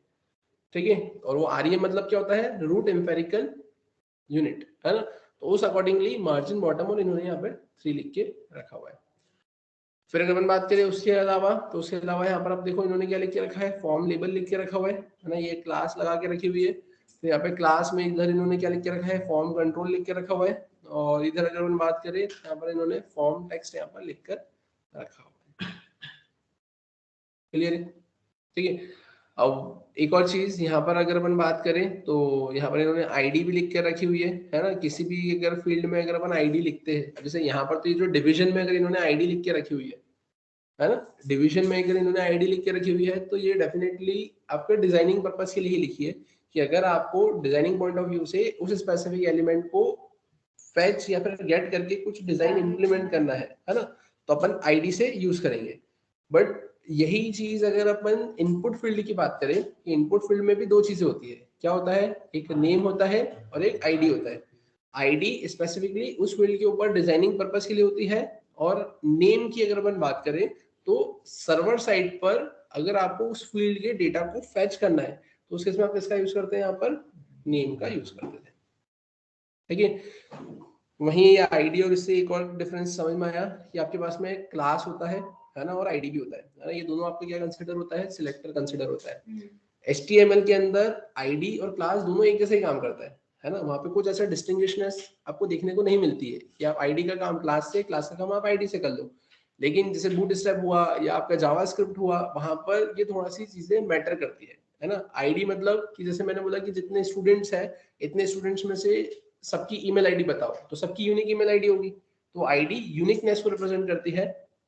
और अगर मैंने बोला कि यार आप सब कौन सी क्लास में बैठे हुए हैं, तो जितने भी स्टूडेंट्स हैं सब एक ही क्लास का नाम लेंगे। तो क्लास कॉमन चीज को रिप्रेजेंट करती है कि जहां आपको same property with respect to same value multiple places पे लगाना है, तो आप क्लास के अंदर उसको रख के क्लास को हर जगह लगा दोगे। और अगर आपको यूनिकनेस से डील करना है तो उस केस में आप किसका यूज करेंगे, आईडी का यूज करेंगे। क्लियर है? ठीक है। फिर अगर अपन बात करें इसके अलावा, तो अभी एक और चीज है यहाँ पर देखो, ये देख रखा था यहाँ पे जो आपने टेक्स्ट लिखा हुआ है यहाँ पे, we will never share your email with anyone else, है ना। तो उसके लिए यहाँ पर आप देखेंगे यहाँ पर इन्होंने क्या क्लास लगा के रखी है, फॉर्म टेक्स्ट नाम की क्लास लगा कर रखी हुई है, राइट। और ठीक है, फिर ये तो ऐसा देकर रखा हुआ है। फिर उसके बाद में ये फॉर्म टेक्स्ट ब्लॉक लेवल और inline element form text can be created using form text, right. अब अगर अपन बात करें एक और चीज, ये ब्लॉक लेवल क्या होता है और इनलाइन लेवल क्या होता है, तो जैसा कि आपको पता होगा, आपने इनिशियल लेवल पर देखा होगा कि difference between div and span, है ना। कि हम ऐसा बोलते हैं कि डिव में अगर मैं कुछ भी कंटेंट लिखता हूँ तो वो पूरी विड्थ को कवर अप करता है, और स्पैन में अगर आप कुछ भी चीजें लिखेंगे तो वो सिर्फ उतना ही एरिया कवर अप करता है जितना उसके अंदर क्या होता है, कंटेंट होता है। क्यों? क्योंकि वो इनलाइन है ना। अब ऐसे आपके पास में इनलाइन भी बहुत सारे एलिमेंट्स हैं और आपके पास में ब्लॉक लेवल भी बहुत सारे एलिमेंट है। लाइक डिव के जैसे आप बोल सकते हो पैराग्राफ, पैराग्राफ भी क्या कंसिडर होगा आपका, ब्लॉक लेवल ही कंसिडर होगा, है ना। आप हेडिंग टैग्स ले ले, है ना, तो वो भी क्या कंसिडर होंगे आपके यहाँ पर, ब्लॉक लेवल ही कंसिडर होंगे। बट अगर मैंने बोला बोल्ड हो गया, इटैलिक हो गया, अंडरलाइन हो गया, है ना, तो ये सब क्या कंसिडर होंगे आपके यहाँ पर, इनलाइन एलिमेंट कंसिडर होंगे। क्लियर है क्या यहाँ तक? फिर अगर अपन बात करें इसके अलावा, तो अब जैसे ये देखे रखा हुआ है यहाँ पे, ठीक है। अब यहाँ पे ये देखे रखा हुआ है रो, है ना। अब इसमें यहाँ पर एक क्लास, ये कौन सी है, ये जी, जी क्लास अपने को देखना पड़ेगा ये जी क्या बता रहा है यहाँ पर, ठीक है। अगर देखें यहाँ पर तो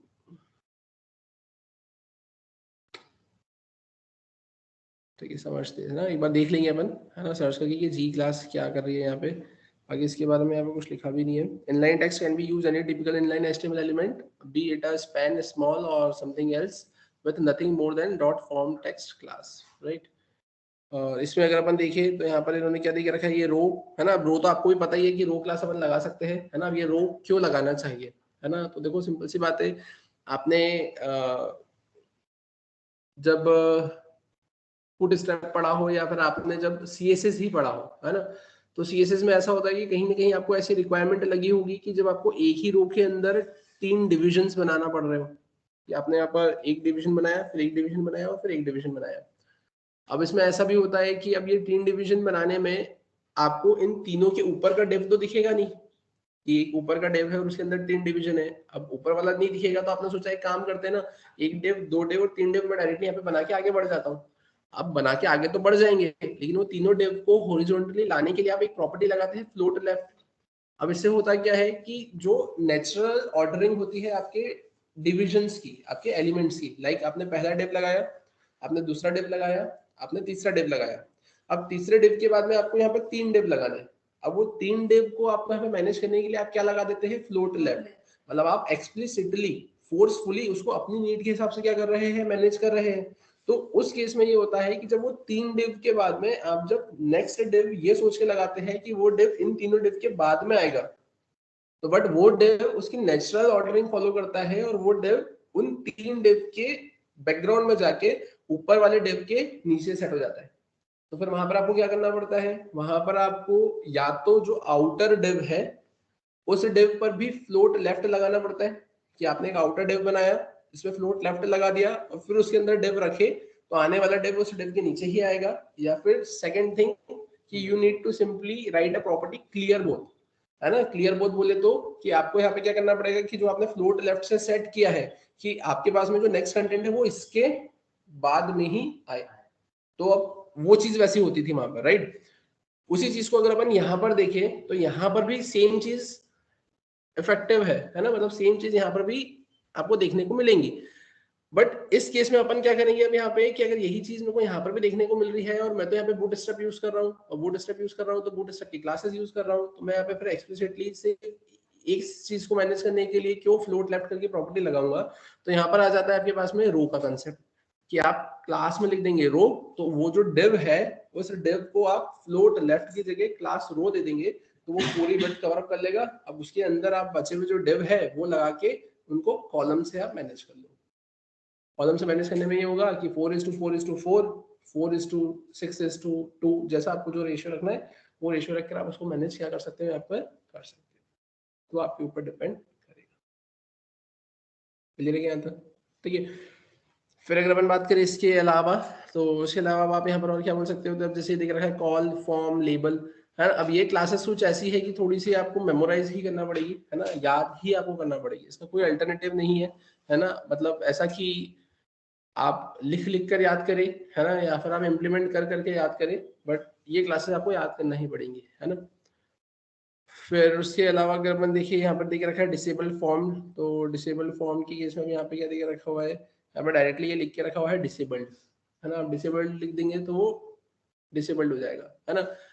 अब कैसे, तो इसी के लिए आपने याद हो तो जब नॉर्मल HTML का यूज किया होगा और आप ऐसा चाहते हैं कि इस फील्ड के अंदर जो भी मैं लिखूं या फिर जो भी ऑलरेडी इस फील्ड के अंदर आ रहा है उसको मैं चेंज ना कर सकूं, तो अपन उसमें रीड ऑनली करते थे, कि मैंने रीड ऑनली लिख दिया तो आप उसको सिर्फ रीड कर सकते हो, चेंज नहीं कर सकते। उसी को अगर अपन यहाँ पे देखें तो यहाँ पर अपन लिख देंगे डिसेबल्ड, तो डिसेबल्ड ये रहेगा कि वो एडिटेबल नहीं रहेगी, एडिटेबल नहीं रहेगी तो आप उसको रीड ही कर सकते हो, ठीक है, लिख कुछ नहीं सकते आप, है ना। वो ये कुछ इस टाइप से, ठीक है। यहाँ पर भी देखो ये कुछ नहीं हो रहा है यहाँ पर, है ना, ये ऐसा कुछ यहाँ पर आपका डिसेबल वाली फंक्शनलिटी इंप्लीमेंट हो जाएगी। अब वहीं अगर अपन बात करें यहाँ पे ये फील्ड सेट दे के रखा है, लेजेंड दे के रखा हुआ है, तो ये आपने कहाँ पे यूज किया था, आपने HTML में यूज किया था, राइट। अब ये फील्ड सेट क्या करता था, तो ये फील्ड सेट सिंपली आप जहाँ पे भी लगाते थे तो फॉर्म के आसपास ऐसे एक बाउंड्री देने का काम करता था। वहां पर अपन इसको एक लिमिटेशन बोल के छोड़ देते थे कि बाय डिफॉल्ट अगर फील्ड सेट लगाया है तो पूरी ही विड्थ कवर अप करेगा, है ना। यहाँ पर उसको आप मैन्युअली कस्टमाइज नहीं कर सकते, है ना, बट उसी चीज को आप यहाँ पर CSS से क्या कर सकते हो, एडजस्ट कर सकते हो, कि आप उस स्पेसिफिक फील्ड सेट की विड्थ भी यहाँ पे क्या कर सकते हो, सेट कर सकते हो। आप जितनी उसकी विड्थ रखना चाहते हो आप उतनी विड्थ रखे, आपका काम हो जाएगा। क्लियर है क्या। लेजेंड की बात करें तो ये लेजेंड भी आपने कहाँ देखा था, आपके HTML में देखा था। ये करता क्या था कि ये जो आपने फील्ड सेट बनाया है तो वो फील्ड सेट वाली जो लाइन होती थी उस लाइन के बीच में जो आप लिखते थे टेक्स्ट, या लाइन के बीच में आपको टेक्स्ट दिखाना है कि ये टेक्स्ट लिखा हुआ है और उसके बाद में इधर से ऐसी लाइन निकल रही है, तो उस केस में आप किसका यूज करते थे, यहाँ पे लेजेंड का यूज करते हैं। लेजेंड के अंदर अगर आप फील्ड सेट लगा दोगे तो वो लेजेंड के ऊपर भी क्या बना हुआ जाता था, आपका बॉक्स बना हुआ आ जाता था। क्लियर है क्या यहाँ तक, ठीक है। फिर अगर अपन बात करें इसके अलावा, तो अब इसके अलावा अगर अपन और बात करें यहाँ पे जो लेबल के बारे में, तो ये वैसे तो आपको लेबल के बारे में पता होगा, है ना। ये लेबल अपन ने यहाँ पे किसमें, आपके HTML में भी यूज किया था और यही लेबल मैंने आपको CSS में भी यूज करके बताया था और इसी लेबल का कंसेप्ट मैंने आपको वो हमबर्गर आइकन वाले कंसेप्ट में भी बताया था। ये लेबल बेसिकली करता क्या है, तो अगर आप जब HTML का यूज करते हो और जब आप वहाँ पे लेबल लगाते हो तो आप सिंपली ये बोलते हो कि अगर मेरे पास में मेरे फॉर्म के अंदर मल्टीपल फील्ड्स है, उन फील्ड्स का अगर मुझे नाम देना है ना, तो मैंने बाय डिफॉल्ट तो लिख दिया user name, email, password, contact address, है ना, ये तो मैंने वन टाइम लिख दिया। अब मेरे को अगर एट द एंड मुझे इन सबकी फॉन्ट फैमिली, कलर वगैरह सबको चेंज करना है, तो मेरे पास में कोई एक ऐसी कॉमन चीज नहीं है जिससे ये सब लिंक हो रहे हैं कि मैं एक जगह चेंज करूँ तो सब जगह चेंज हो जाए। मुझे क्या करना पड़ेगा, इंडिविजुअल HTML में जाके वो फॉन्ट लगा के सबके कलर, फेस वगैरह चेंज करना पड़ेंगे। तो फिर अपन बोलते हैं कि ऐसे ये गुड प्रैक्टिस है कि आप लेबल में लिखे, क्योंकि आप हेडिंग दे रहे हो, ताकि आप CSS में लेबल का कलर, लेबल की फॉन्ट फैमिली चेंज करेंगे तो वहां चेंजेस रिफ्लेक्ट हो जाएंगे। एक चीज तो अपन ने ये देखी थी। दूसरी चीज आपने देखा था आपके जेंडर वाले कंसेप्ट में, जैसे अपन बोलते हैं ना कि आपने टाइप में रेडियो लिख दिया और आगे लिखा है आपने मेल या फिर फीमेल। अब मैं अगर वो रेडियो पर ही क्लिक करूंगा तो ही वो सिलेक्ट होगा, मैं मेल पे क्लिक करूंगा तो वो सिलेक्ट नहीं होगा, बट मेरे को तो करना है। तो फिर अपन क्या बना देते थे, लेबल। लेबल के अंदर अपन क्या लिखते थे, फॉर एट्रीब्यूट लिखते थे, उस फॉर के अंदर क्या आती थी, आईडी। आईडी किसकी आती थी यहाँ पर, तो आईडी उस एलिमेंट की आती थी कि जिसको आपको सिलेक्ट करना है या जिसपे आपका कंट्रोल चला जाए। कि जैसे फॉर एग्जांपल मैं मेल पे क्लिक करूं तो मेल के अंदर जो मेल जिस लेबल में लिखा था उसके अंदर जो फॉर था, उस फॉर में जिसकी आईडी थी वहां जाके मेरा कंट्रोल चला जाए। क्लियर है? तो वहां पर आपने इस लेबल को क्या करा था, यूज किया था, और उसी मैनर में यहाँ पर भी आपको क्या दिख रहा है, ये लेबल दिख रहा है और ये यहाँ पे फॉर दिख रहा है।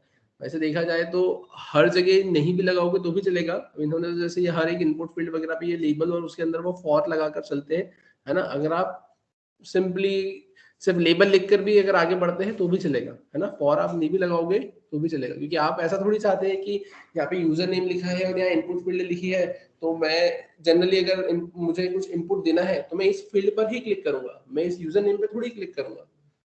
आपको फंक्शनलिटी चाहिए तो आप लगाए, और नहीं भी चाहिए तो आप हटा भी सकते हैं, राइट।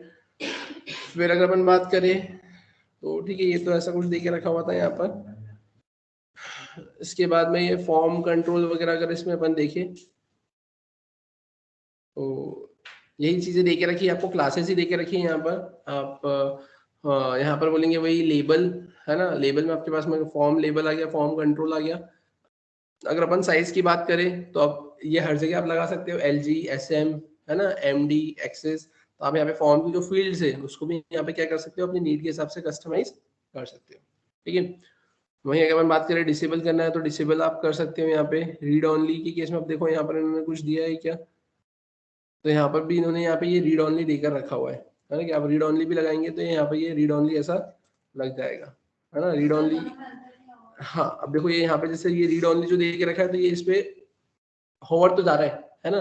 लेकिन अगर ये डिसेबल की बात करें तो डिसेबल पे वहां पे होवर नहीं जा रहा है, मतलब वो फील्ड सेलेक्ट नहीं हो रही है। हाँ, कर्सर दिख रहा है लेकिन अपन लिख कुछ नहीं पाएंगे वहां पर। मतलब आप देखें ना यहाँ पर, ये जो ये रीड ऑनली दे के रखा है, मैंने इस पे क्लिक किया तो ये सिलेक्ट हुआ, मतलब फोकस में आई वो फील्ड। और डिसेबल की केस में ऐसा होगा कि वो फोकस में भी नहीं आएगी, ऐसा, ठीक है। फिर अगर अपन बात करें इसके अलावा, तो इसके अलावा अपन यहाँ पर आते हैं। यहाँ पर तो अपन कुछ लिखेंगे तो ये ऐसा आ जाएगा। और आप यहाँ पर देखेंगे तो यहाँ पर ये आपने अगर रीड ऑनली लगा के रखा है, क्या लगा के रखा है इसमें, यहाँ पे ये रीड ऑनली लगा के रखा हुआ है, तो उस केस में यहाँ पर ये इसके ऊपर ऐसे बॉर्डर भी आपको देखने को नहीं मिल रही है, ठीक है। ठीक है, बाकी तो अब ये क्लासेस है, ये आप देखेंगे इसमें तो आपको समझ में आएगा। इसमें एक क्लास अपनी ये और देख लेते हैं, G3 क्लास क्या है ना। हम्म,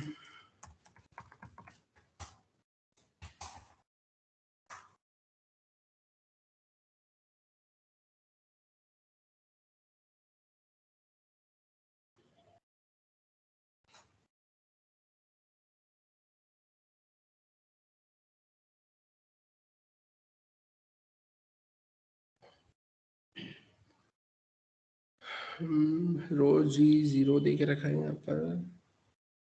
ये क्या है यहाँ पर, इसका प्रैक्टिकल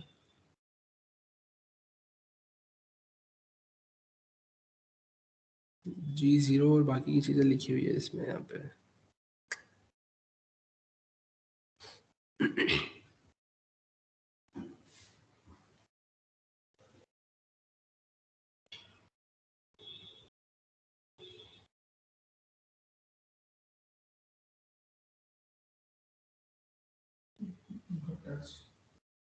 क्या गटर विड्थ? गटर विड्थ मतलब वो ऐसा होगा कि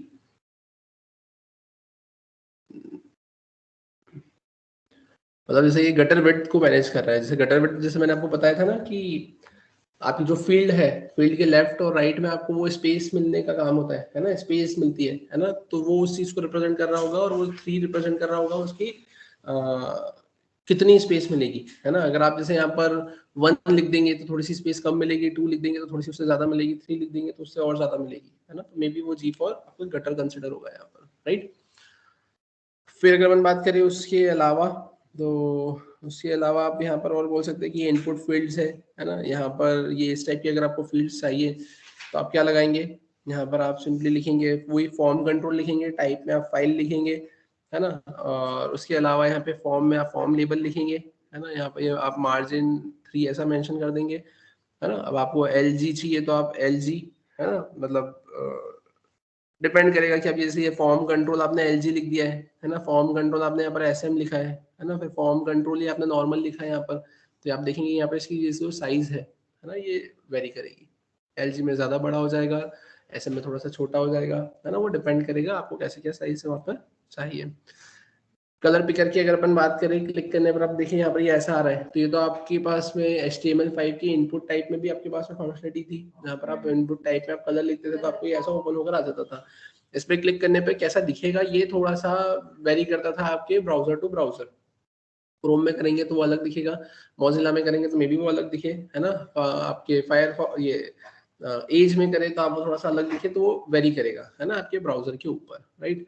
यहाँ पर अगर अपन बात करें तो यहाँ पर इन्होंने भी वही टाइप में कलर ही लिख के रखा हुआ है, ठीक है। और यहाँ पर आप बोल सकते हैं कि वहां पे डायरेक्टली आता था, आपने देखा होगा, नोटिस किया होगा, तो वहां पे जो आता था वो डायरेक्टली एक ऐसा ही वो बॉक्स बनाता था और पूरे में कलर फिलअप होता था। यहाँ पर आपने जो फॉर्म कंट्रोल और फॉर्म कंट्रोल कलर लिखा है, तो इसकी वजह से यहाँ पर ये थोड़ा सा प्रॉपर मैनर में ये ऐसा दिख रहा है कि जिसके अंदर वो जो कलर दिख रहा है वो भी ऐसा थोड़ा सा कॉर्नर जो उसके राउंडेड दिख रहे हैं, और वो जो आपको कलर पिकर दिख रहा है वो भी उसके कॉर्नर थोड़े से आपको राउंडेड ही यहाँ पर देखने को मिल रहा है, राइट। फिर उसके बाद में यहाँ पर आपको ये दिखे रखा हुआ है, अगर आपको कुछ सर्च वगैरह करना है तो यहाँ पर ये ऐसा कुछ दिखेगा, तो उसके लिए भी आपको यहाँ पे क्या दिखे रखी है, क्लासेस वगैरह देके रखी है। क्लासेस में यहाँ पे से फॉर्म लेवल देके रखा है, यहाँ पे फॉर्म कंट्रोल देके रखा हुआ है, और यहाँ पर आपको क्या दिखे रखा है, ये डेटा लिस्ट, ठीक है। डेटा लिस्ट, और डेटा लिस्ट के अंदर ये ऑप्शंस, और ऑप्शंस के बाद में यहाँ पर ये आपको दिखे रखी है वैल्यूज। आपने इस पर क्लिक किया है, यस। हाँ, यहाँ पर आप वैसे सिलेक्ट यूज करना चाहो तो आप कर सकते हो, सिलेक्ट यूज करके आप उस पर फॉर्म कंट्रोल लिखेंगे तो वो चल जाएगा। लेकिन अब जैसे जो डेटा लिस्ट है, इसमें आपने एक चीज नोटिस करी है कि सिलेक्ट के केस में, ऑप्शन के केस में आपको वैल्यू लिखना पड़ती थी, option open, option close, value अलग और कंटेंट अलग। जो आप सिलेक्ट करेंगे कि दिखाने का कुछ और बैकएंड में कुछ और, लेकिन यहाँ पर आप देखेंगे जो ऑप्शन में वैल्यू देके रखी है, यही वैल्यूज यहाँ पर आपको देखने को मिल रही है। तो ये मे बी इसका प्लस पॉइंट है कि आपको एक ही बार लिखना पड़ेगा, जो इधर दिखेगा वही डेटा पीछे जाएगा, ठीक है। तो आई थिंक यहाँ तक आप सभी को चीजें क्लियर हुई होंगी, है ना। ये थोड़ा सा आपने डॉक्यूमेंटेशन पार्ट डिस्कस किया था, है ना। डॉक्यूमेंटेशन पार्ट वैसे तो और भी है ना। ये तो अभी हमने कुछ ही डिस्कस किया है, क्योंकि इसके बाद में अगर आप देखेंगे तो यहाँ पर आपको कंपोनेंट्स मिलेंगे, और कंपोनेंट्स में भी ये बहुत सारे डॉक्यूमेंटेशन के लिए आपके पास में चीजें देखकर आपको रखी हुई है, राइट। तो आज का सेशन अपन यहीं पर स्टॉप करते हैं, है ना। इससे आगे का फिर कंटिन्यू करेंगे अपन नेक्स्ट क्लास में। आपको यहाँ तक का कंटेंट गो थ्रू करना है, कुछ नहीं आता है आपको पूछना है, अदरवाइज फिर अपन कंटिन्यू करेंगे अपने नेक्स्ट क्लास में, राइट।